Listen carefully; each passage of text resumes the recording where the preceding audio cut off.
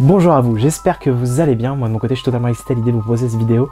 C'est pour ça que mon début de parole il est un petit peu élevé. D'ailleurs promis, juste après je vais aller beaucoup plus posé.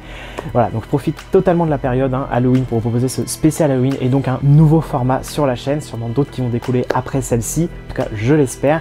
Du coup, bonne vidéo à vous et aujourd'hui on parle de Lovecraft. Alors attention, il serait très malvenu de ma part de vous dire que vous allez tout apprendre sur Lovecraft. Naturellement, il y a tellement de choses à dire sur ce personnage que ce n'est pas possible dans une vidéo aussi courte. Par contre, je vais essayer au maximum de dégrossir le mythe avec vous, aussi bien du personnage que de ses œuvres. Howard Phillips Lovecraft. Je pense que vous avez dû entendre au moins une fois ce nom dans votre vie. Et si vraiment vous ne le connaissez pas, je pense que vous le connaissez au moins sous son héritage. Le plus connu d'entre tous étant Cthulhu. Pour vous expliquer un petit peu le personnage, je vais être obligé de passer un petit peu en revue sa vie de manière très concise, mais un minimum complète. C'est pourquoi je vais ressembler à un petit dictionnaire durant les quelques prochaines minutes. Lovecraft, il est né en 1890. Ça commence à remonter un petit peu, plus de 100 ans tout de même. Il est considéré surdoué, dès l'âge de 3 ans, parce qu'il commence déjà à lire énormément de poèmes. À l'âge de 6 ans, il commence à écrire ses propres poèmes. Il lit des écrits scientifiques et astronomiques 2 ans après. C'est des choses qui sont faites pour des chercheurs. Nous, aujourd'hui, à l'âge de 8 ans, on nous met le scientifique junior entre les mains pour faire une comparaison. Là, ça n'avait rien à voir. C'est déjà des écrits qui étaient très complexes pour son âge. Déjà, il s'intéressait fortement à ce milieu-là.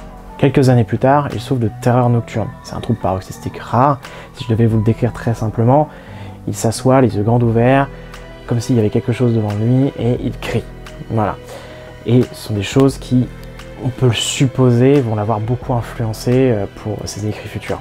Alors son grand-père est mort lorsqu'il avait 24 ans. Ça l'a beaucoup affecté parce qu'il faut savoir que c'est lui qui l'a un petit peu élevé, dans le sens où c'est lui qui lui a donné ses bouquins, comme l'Odyssée ou Mille et une nuits et plein d'autres choses, mais surtout qui va lui avoir raconté des histoires toutes les nuits et des histoires gothiques, forcément. Alors quand je dis qu'il l'a pratiquement élevé, c'est même une vérité parce que son père, il est mort lorsqu'il avait 3 ans. Cette même année, lors de ses 24 ans, il a commencé à écrire ses premières fictions déjà. Il a été publié dans pas mal de magazines et de journaux différents, mais bon, c'est pas ça qui l'a fait connaître plus que ça à ce moment-là. Et je vais pas vous citer les différents magazines parce qu'il y en a quand même pas mal. Il a enchaîné avec New York et ça s'est pas mieux passé d'abord, déjà que bon, son enfance c'était pas forcément ouf. Il s'est marié, il a divorcé. Juste pendant cette période-là de mariage-divorce, sa femme qui tenait un commerce a perdu tout, il pouvait pas subvenir aux besoins, il a perdu énormément d'argent, il a fini par rentrer. Ça a tout de même duré 5 ans, et lorsqu'il est rentré, il a énormément écrit. Là, il a bombardé, il a donné tout ce qu'il pouvait, malheureusement sans grand résultat. Car il ne gagne pas beaucoup d'argent, pourtant ce sont des œuvres qu'on connaît bien aujourd'hui, telles Les Montagnes hallucinées, Dans l'abîme du temps, et grand nombre de ces nouvelles ont été écrites sur cette période-là. Malheureusement, elles ne lui ont jamais permis de gagner de l'argent. Et après, quelques temps après, on lui détecte un cancer de l'intestin, donc c'est quelque chose qui est très douloureux, donc jusqu'à sa mort, en fait, il va vivre dans la douleur. Et il meurt à l'âge de 46 ans, donc très jeune.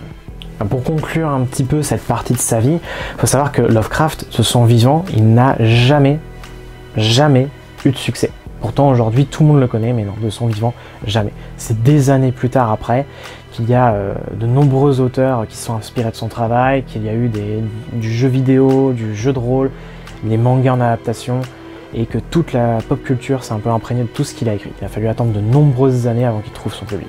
Donc voilà, on en est aujourd'hui. Aujourd'hui, on parle de Lovecraftien. Donc c'est son genre à lui, son genre qui lui est propre. Alors nous, ça nous aide pas beaucoup à pouvoir identifier ses œuvres. On pourrait parler plus d'horreur cosmique. Si je devais vous le décrire, l'horreur, ça je pense que c'est bon, vous l'avez. Le cosmique, c'est tout ce qui touche à l'espace, à l'univers. C'est des choses qu'on ne va pas maîtriser. Je vous le précise parce que l'horreur cosmique, c'est le fait que l'humain, il est insignifiant. Je fais le signe comme ça parce qu'on ne voit rien là. Il est insignifiant par rapport au cosmos. En fait, dans ces œuvres, il y a bien nous les êtres humains, il y a les animaux, tout ça, tout se passe dans la vie réelle. Mais il y a des êtres qui nous sont largement supérieurs, qui sont bien au-dessus de ça et qui pourraient nous balayer d'un revers de la main et on ne peut rien y faire. On est insignifiant. Et juste le fait que ces êtres-là existent, c'est ça justement le plus terrifiant dans ces œuvres. Donc voilà, je vous l'avais dit, c'est pas forcément joyeux, puis en même temps, comme ça vous permet de découvrir des choses. Moi j'ai appris pas mal de choses de toute façon en plus en me renseignant sur l'auteur. Maintenant, je vais vous parler un petit peu quand même de Gutanabe. Alors, on ne sait pas grand-chose sur lui finalement, parce que ça reste un mangaka, et tout est toujours centralisé de leur côté, donc on ne sait pas grand-chose sur eux. Après, on peut en apprendre sur les œuvres qu'ils ont écrites. Alors, il y en a très peu qu'il a écrites de lui-même, et il y en a encore moins qui sont sortis en France. On a 2 œuvres, on a Kazane et Mr. Nobody. Mr. Nobody, j'ai cru savoir que le dessin n'était pas encore au niveau par rapport à ce qu'il faisait, et que le scénario était un peu creux. Et Kazane étant en 2 tomes et Mr. Nobody en 2, j'ai du mal à me dire que Kazane va être intéressant en termes de scénario, et le dessin, par contre, moi je l'avais trouvé quand même intéressant, mais était clairement loin du niveau actuel qu'il a. Pour autant, moi je sais que Kazane m'avait intrigué, et je sais que je vais me le procurer quand même dans quelques temps. Pour autant, ça serait vraiment sympa de voir ces autres œuvres arriver en France. C'est toujours intéressant de suivre le parcours d'un mangaka à travers ses mangas. Aujourd'hui, plus connu, je pense qu'un éditeur n'hésitera pas aujourd'hui à s'en occuper. On a pu voir ça avec d'autres éditeurs qui se permettent aujourd'hui, parce qu'ils ont plus de moyens, d'éditer des œuvres parce qu'ils sont intéressés par mangaka. Bon, il y a plus ou moins des vérités, c'est-à-dire que par exemple Urasawa qui rapporte quand même pas mal d'argent, il y a Kana qui s'est permis d'éditer son premier manga, ils savent très bien que c'est pas avec ça qu'ils vont faire énormément d'argent, mais ils l'ont édité sous un beau format, pourquoi pas, du coup éditer ceux de Gutanabe aussi par la suite. Après tout, ils ramènent quand même je pense un peu d'argent, ce serait intéressant de voir ça aussi plus tard. Mais bon, c'est pas avec ces œuvres-là qu'il a marqué les esprits, pour autant il avait déjà un trait de dessin très personnel, il faut quand même le reconnaître. Mais c'est bien avec ses adaptations qu'il a marqué les esprits. Alors, il n'a pas fait que du Lovecraft, il a aussi adapté des œuvres russes par exemple, mais c'est bien Lovecraft qui l'a mis au devant de la scène. D'ailleurs, en France, il faut savoir qu'il y a eu The Outsider qui a été publié il y a bien longtemps par Glénat, qui est une adaptation de Gutanabe de Lovecraft aussi. Alors, je vais pas le traiter ici parce qu'on est ici pour parler des chefs-d'œuvre de Lovecraft, édité chez Kion, donc je le mets de côté, et en plus je l'ai pas lu, malheureusement, parce qu'il a été édité il y a très longtemps, il est tombé en rupture, mais il doit être édité au mois de novembre. Alors est-ce qu'il pourra être édité ou pas avec les circonstances actuelles, on verra. Pour autant, c'est sûr que je me le procurerai juste pour le plaisir de lire une autre de ses adaptations. Encore quelques petits points avant de passer à la suite, et c'est fini, promis. Déjà, aujourd'hui, il est considéré comme une des figures les plus importantes du manga horrifique au Japon. Il est même reconnu par des grands noms. Et là, je souris parce que je ne me doutais pas du tout que ce mangaka avait reconnu et félicité Gutanabe. Je parle de Junji Ito, considéré comme le plus grand mangaka d'horreur au Japon. C'est pas rien quand même, donc c'est assez impressionnant de voir ça et d'avoir lu ça même. Donc déjà, j'espère que vous l'apprenez parce que moi, ça m'a frappé. Il a aussi reçu des prix, par exemple de l'ACBD, Association des critiques et des journalistes de bande dessinée. Je n'allais pas l'apprendre par cœur, je vais pas vous mentir. Qui a décerné le prix Asie de la critique au manga Les Montagnes Hallucinées en 2019, et en 2020, il y a le Festival d'Angoulême qui a donné le prix de la série au manga Dans l'abîme du temps. Et je pense que ça, c'est un pavé dans la mare. Il doit avoir reçu bien d'autres récompenses dans le monde entier et d'autres reconnaissances. C'est pour vous dire l'impact un petit peu déjà qu'il a en France, qu'il a au Japon et certainement dans le reste du monde. Maintenant, est-ce que c'est justifié? C'est justement ça qui m'intéresse aussi à voir avec vous, c'est est-ce que ces adaptations sont vraiment si bonnes que ça? Il y a une grosse hype autour, est-ce que ce sont des vraies bonnes adaptations? Est-ce que ce sont des mauvaises adaptations? Est-ce que c'est juste parce que y a eu un engouement autour de son dessin, autour de la collection en elle-même, qui est magnifique?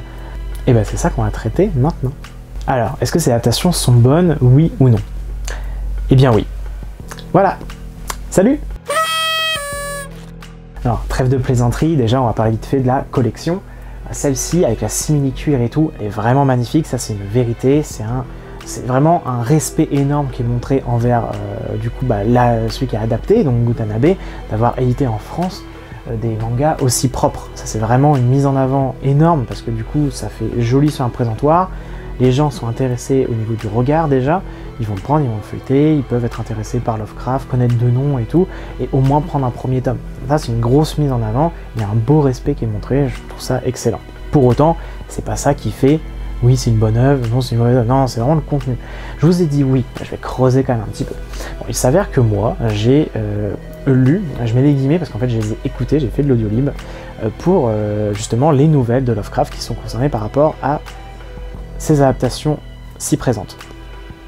La première chose qui m'a frappé, c'était le vocabulaire. Je vous l'ai dit vite fait là-haut, il a beaucoup lu d'écrits scientifiques et tout, et puis ça ressent, il a un vocabulaire extrêmement poussé, c'est impressionnant. J'ai dû aller voir plusieurs fois quelques mots quand même pour savoir de quoi vraiment ça parlait. Et je le savais dans l'ensemble, parce que là où il y avait le plus de mots de vocabulaire, surtout c'était dans les montagnes hallucinées. Plein de choses par rapport à ça, la cristallisation et tout. Bon, c'est pas ce mot-là le problème, mais je pourrais pas vous redire les mots, mais ils étaient vraiment complexes. Et donc ça m'avait surpris, parce que je me souvenais pas en avoir lu autant dans le manga. Donc je l'ai réouvert, effectivement il y avait quand même plusieurs mots scientifiques, un peu élevés, tout ça, mais qui dans la discussion passaient crème, dans le sens où on pouvait comprendre effectivement de quoi ça parlait quand même, même si on ne connaissait pas le mot de vocabulaire. Donc je me suis dit qu'il y avait une grosse vulgarisation quand même qui avait été faite entre la nouvelle et le manga. Pourquoi pas, pour que ce soit tout public et tout. Et ça m'avait pas dérangé, pourtant j'ai refeuilleté et tout, et j'ai pas trouvé que c'était dérangeant, parce qu'en fait, les mots très complexes qui étaient utilisés, et très savants forcément, très scientifiques quoi, étaient là pour de la description, principalement. Comme toute nouvelle ou tout roman qui se respecte, là où on peut être le plus immergé, c'est lorsque les descriptions sont complètes. Et bien là, en fait, ça se complétait merveilleusement bien avec le dessin, parce que Watanabe adore dessiner du détail, il y en a à toutes les sauces, et si on prend le plaisir de vraiment observer chaque planche faite, on verra qu'il y a des détails de partout, et que c'est complémentaire à l'œuvre, et que ça correspond en fait à ce qui est écrit dans la nouvelle. Tout n'est pas raccord à 100% naturellement, il y a des choses qui sont littéralement tronquées. Pour autant, l'avantage d'une nouvelle, et c'est ça je pense aussi la force de ces mangas-là, c'est qu'une nouvelle c'est court, donc en adaptation c'est court aussi. Il y a peu d'informations qui sont mises de côté. Moi de mon côté, il n'y a vraiment rien qui m'a frappé en mode ok, ils ont zappé ça, il a zappé ça, il a zappé ça. Non, moi tout était vraiment bien traité. Il n'y a rien qui m'a choqué. Après, est-ce que c'est vraiment seulement l'adaptation au mot pour mot qui est vraiment ça qui fait que ça fonctionne? Il n'y a pas que ça, très clairement. Il y a aussi le dessin, comme on en parlait. Là où c'est intéressant, c'est aussi du coup le jeu de contraste, le jeu d'ombre en fait dans l'œuvre. Alors c'est du noir et blanc forcément, mais le noir et blanc ça demande du coup d'avoir plus de détails que dans de la couleur pure et dure. Et là, on voit toute sa maîtrise finalement. Vous avez des œuvres, des mangas là, où au fur et à mesure de l'histoire, tout devient un petit peu de plus en plus sombre finalement, parce que les endroits où ils vont et où ils sont emmenés sinon, c'est plus sombre parce qu'il faut amener ce côté voilà, terreur, horrifique, etc. Et ça marche extrêmement bien ça aussi, parce que vous êtes mis dedans. Moi de mon côté, dans ma lecture, ce que j'ai remarqué c'est que j'ai pris des pauses. J'ai pas pris des pauses parce que c'était long, j'ai pris des pauses parce que j'avais une pression, il y avait une tension qui se construisait. J'étais immergé dans l'histoire et ça me plaisait pas. Ça me plaisait pas parce que j'avais l'impression d'être avec eux et on a ce côté, voilà, on sent cette tension derrière en mode ça pourrait m'arriver à moi et je serais pas joasse, hein, très clairement. Et il y a plein de choses qui participent à ça. Alors comme je vous l'ai dit déjà, le respect de l'œuvre, c'est très important parce que Lovecraft est maître dans le principe de mettre mal à l'aise, c'est une vérité, donc ça c'est extrêmement bien reconstruit. Ensuite, il y a le dessin qui permet ça, mais il y a deux étapes. Il y a le côté contraste qui s'accentue au fur et à mesure, déjà, et ensuite il y a autre chose. Il y a de la 3D, mais il n'y en a pas. Compliqué. Il y a beaucoup de détails, comme je vous l'ai dit, dans les planches, dans l'arrière-plan, tout ça. Et ça, on a l'impression que c'est vraiment du fait main, c'est fait plaisir et tout, il y a même des doubles pages. Il y a beaucoup trop de détails. Vous devez clairement prendre une pause pour tout observer, enfin si vous aimez bien prendre le temps, habituellement quand on lit un manga on prend le temps d'observer les planches quand même, et là double page, on prend du recul et on observe tout, et il y a énormément de détails. Autre chose, c'est les personnages. Les personnages, on a l'impression que c'est en 3D. Et là, on parlait avec différentes personnes en plus, mais est-ce que c'est de la 3D? Est-ce que ça n'en est pas? Et on ne sait pas vraiment. Voilà. Et j'ai regardé un peu, j'ai cherché et tout, mais globalement, il n'y a rien qui ressort de ça. Les personnages, on a l'impression que c'est de la 3D dans le sens où soit il le dessine lui-même naturellement, soit il a pris un modèle 3D, il l'a dessiné par-dessus, soit, et je pense que moi, après y avoir réfléchi, je pense que c'est ça, je pense que c'est ce qui permet de prendre part à l'immersion. Le côté 3D, ça va faire un côté qui ressort un peu du manga, et du coup, qui va être un peu dans notre plan, de 4 dimensions. Donc il y a un plan 2D, avec un dessin 3D, qui arrive un peu dans notre plan à 4 dimensions. C'est un peu complexe dit comme ça, mais comprenez que si vous êtes vraiment mis dans le manga, si vous êtes imprégné dedans, vous avez l'impression de vivre tout ce que vos personnages vivent. Tous les personnages que vous suivez vivent la même chose que vous. Et je crois que c'est là, en fait, le point culminant de Gutanabe et qui fait que ses adaptations sont très très bonnes. Il a respecté à la lettre Lovecraft et son dessin complète excessivement bien l'œuvre. Ici, vous lisez le manga, de but en blanc, vous allez être plongé dedans, littéralement, et vous n'allez pas en ressortir. Si vous êtes réceptif, vous n'allez pas en ressortir. Et ça va être une expérience très intéressante, parce qu'après c'est vous qui voyez, mais Lovecraft c'est pas fait pour en ressortir tout souriant, c'est pas fait pour ça. Enfin, moi j'en suis ressorti avec un grand sourire aux lèvres, dans le sens où c'était tellement bon, c'était extrêmement bon en fait. L'œuvre à découvrir est extrêmement plaisante, donc on en ressort, c'est très bon. Mais pendant la lecture, c'est là où vous avez cette tension, comme dans un film d'horreur ou ce que vous voulez. Le but c'est que ça monte en crescendo, et ben là c'est pareil, le point culminant c'est toujours la fin. Et le problème c'est que les héros de ces aventures ne sont pas des héros, ce sont des hommes comme nous, et en fait ils vivent quelque chose à un moment T qu'on pourrait nous-mêmes vivre. Et c'est ça qui est intéressant dans ces œuvres aussi. Bref, vous l'avez compris, j'estime beaucoup ces œuvres-là.